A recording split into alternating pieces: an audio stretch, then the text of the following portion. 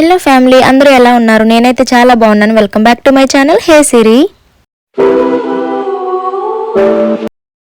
So ఈ రోజు అయితే నా కాలేజ్ డే అనమాట. నేనైతే కాలేజ్కి వెళ్తున్నాను అండ్ నా కాలేజ్ నేమ్ వచ్చేసి బీపీపీ యూనివర్సిటీ. సో మనం కాలేజ్లోకి వెళ్ళగానే కాలేజ్కి వచ్చినట్టు ఇట్లా హబ్లో అయితే స్కాన్ చేసుకోవాలి. అదే ఆటోమేటిక్గా స్కాన్ చేసేసుకొని పర్మిషన్ అడుగుతుంది, ఓకే అని చెప్పి మనమైతే ఓకే అని క్లిక్ చేసి ఇంకా క్లాస్లోకి వెళ్ళిపోదాం. అండ్ ఇక్కడ వచ్చేసి 01 అని రూమ్ ఉంటుంది. అది ఎందుకు అంటే మనం ఎప్పుడైనా ఐడి కార్డు మర్చిపోతే అక్కడికి వెళ్తే కనుక మన ఐడి నెంబర్ చెప్తే ఇస్తారు మనకి. తర్వాత ఈవినింగ్ ఇవ్వాలి అంటారు, వాళ్ళు ఉంటే ఇస్తాం లేదంటే లేదు. ఇక్కడ సార్ అయితే మాతో పాటు బేరం అడుగుతున్నారు ఎంతసేపు బ్రేక్ తీసుకుంటారని చెప్పి. అండ్ మనం కాలేజ్కి వచ్చినట్టు స్కాన్ చేసిందే కాక అండ్ క్లాస్కి వెళ్ళిన తర్వాత కూడా అక్కడ ఒక స్కానర్ కనపడుతూ ఉంటుంది, మీరు చూస్తే అది కూడా స్కాన్ చేయాలి. అప్పుడే మనం క్లాస్లో ఉన్నట్టు గుర్తనమాట. 5 or 6 minutes then. Okay. Shall we do a quick 10 minutes, then we come back, we finish off. Okay. And you can think of questions you have. I'm guessing by this time you have seen your formative, which you are supposed to be working on next week. So you need to have lots of questions when you come back.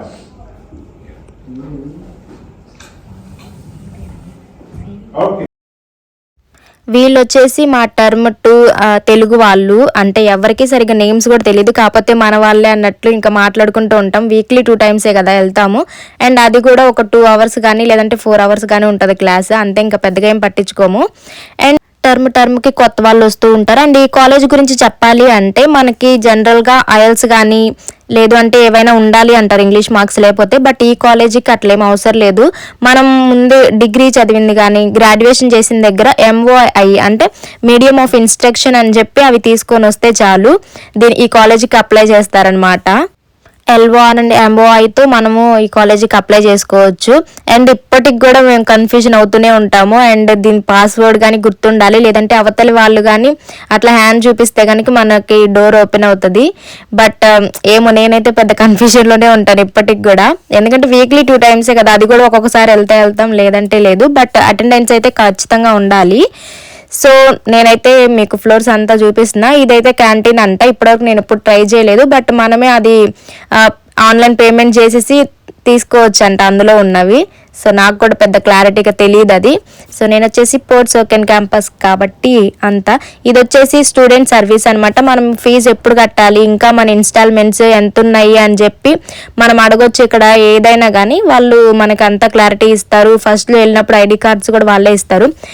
And నా college finish చేసుకొని వస్తూ ఉంటే ఈ నమస్తే హౌన్స్లో కనపడుతుంది. ఇట్లాంటి రెస్టారెంట్కి ఎప్పుడు వెళ్తామా అనిపిస్తుంది, ఎందుకంటే మన తెలుగు కొన్ని తక్కువే ఉంటాయి కాబట్టి.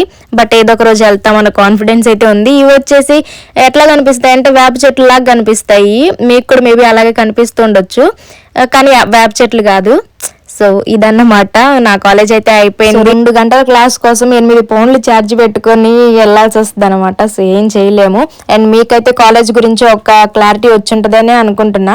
అండ్ ఇక్కడ వీధిలో అయితే నేను ఇది ఐస్ క్రీమ్ బండి చూడడం మన ఇండియాలో చూసాను, తర్వాత ఇక్కడే నేను ఫస్ట్ టైం చూడడం. సో ఇదన్నమాట ఈరోజు నా vlog. Please do like, share and subscribe my channel. My channel name is hey Siri. Bye bye.